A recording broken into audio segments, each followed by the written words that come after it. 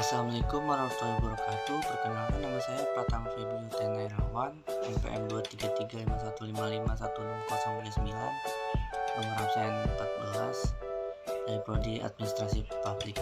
Saya di sini akan membawakan materi pertemuan ke-11-12 tentang aparatur perekonomian negara.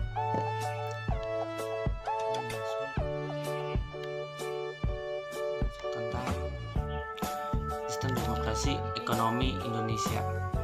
Demokrasi ekonomi Indonesia adalah sistem perekonomian yang diadopsi oleh negara kita, di mana kekuasaan ekonomi ada di tangan rakyat yang diarahkan untuk besar-besarnya kemakmuran rakyat. Konsep ini tertuang jelas dalam pasal 33 Undang-Undang Dasar 1945. Dasar-dasar demokrasi ekonomi Indonesia. Beberapa prinsip fundamental antara lain ada keadilan sosial, ada kemandirian, ada demokrasi, ada koperasi. Ciri-ciri utama: 1. Perekonomian yang berorientasi pada kesejahteraan rakyat. Yang kedua, ada peran penting negara. Ada peran swasta. Yang keempat, ada koperasi sebagai soku guru ekonomi.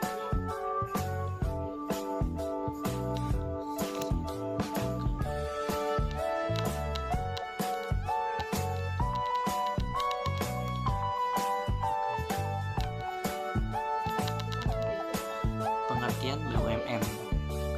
Pengertian BUMN ada dua aspek yang penting sebagai berikut.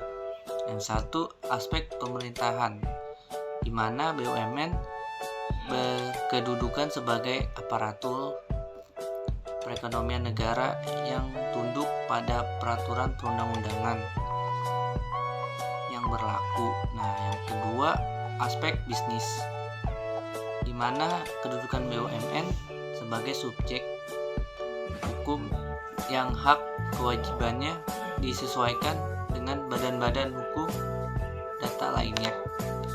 Nah, terus ciri-ciri BUMN. 1. Operasional BUMN. Yang kedua, BUMN melayani kepentingan umum. Terus yang ketiga, ada BUMN sebagai pendapatan negara. Yang keempat, menyediakan produk yang dibutuhkan oleh masyarakat. Jenis-jenis BUMN.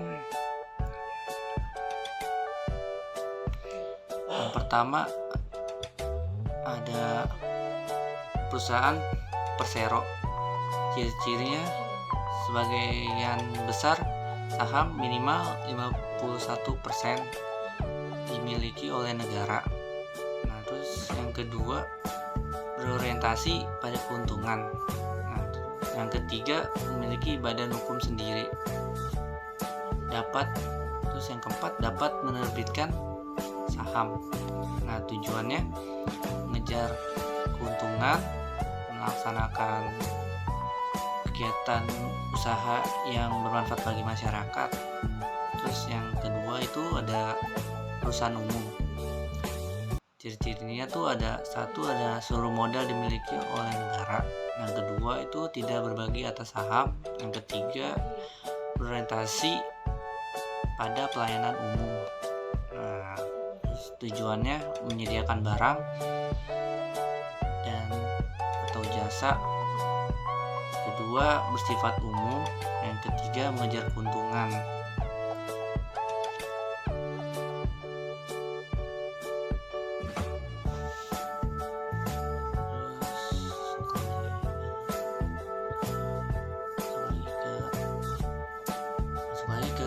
Perusahaan perseroan. Yang pertama itu ada perusahaan persero adalah perusahaan BUMN yang sebagian besar sahamnya dimiliki oleh negara. Terus perusahaan memiliki status badan hukum dan memiliki fleksibilitas untuk bekerja sama dengan pihak negara.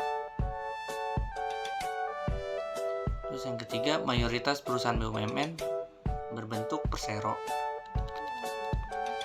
Terus masuk ke ciri-ciri perseroan.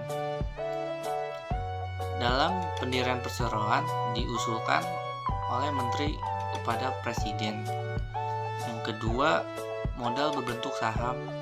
Terus yang ketiga itu status perseroan terbatas, diatur berdasarkan perundang-undangan. Nah, yang keempat, pemimpin berupa direksi. Oke, selanjutnya masuk ke perusahaan umum atau Perum. Perum adalah perusahaan BUMN yang keseluruhannya modalnya milik negara dan tidak sebagai atas saham. Terus ciri-ciri Perum itu ada menambahkan keuntungan kas negara. Yang kedua, ada pemimpin berupa direksi atau direktur. Yang ketiga itu ada modal berupa saham atau obligasi bagi perusahaan go publik. Nah, terus peran BUMN atau D.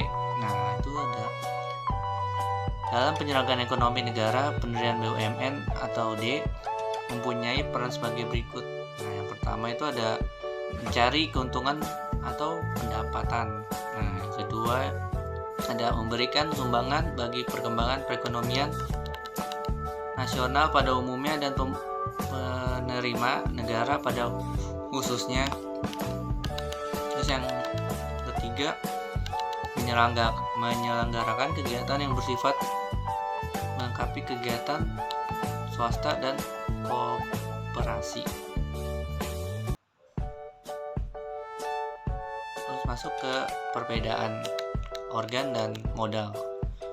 Organ Perum itu ada dewan direksi, dewan pengawasan, dan pekerja. Nah, organ persero itu ada RUPS, dewan komisaris, sama dewan direksi. Nah, yang kedua itu ada modal Perum itu APBN. Nah, terus modal perseronya itu ada saham dan obligasi.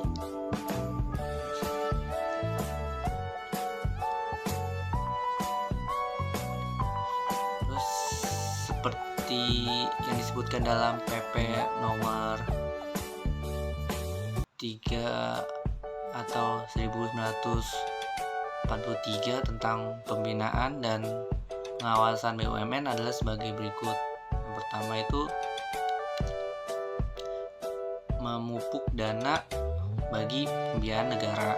Nah, yang kedua mendorong peran serta masyarakat dalam bidang usaha.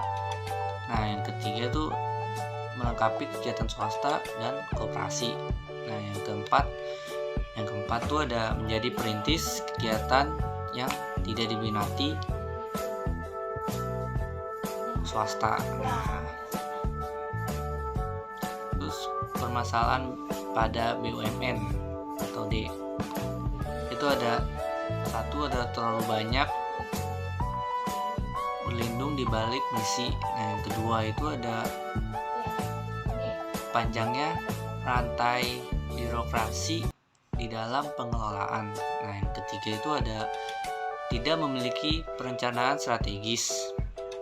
Terus yang keempat ada standar penilaian kinerja yang kurang tepat.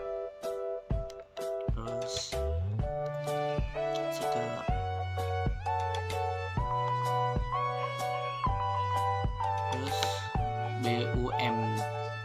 BUMN atau D menerapkan prinsip-prinsip good corporate governance seperti 1.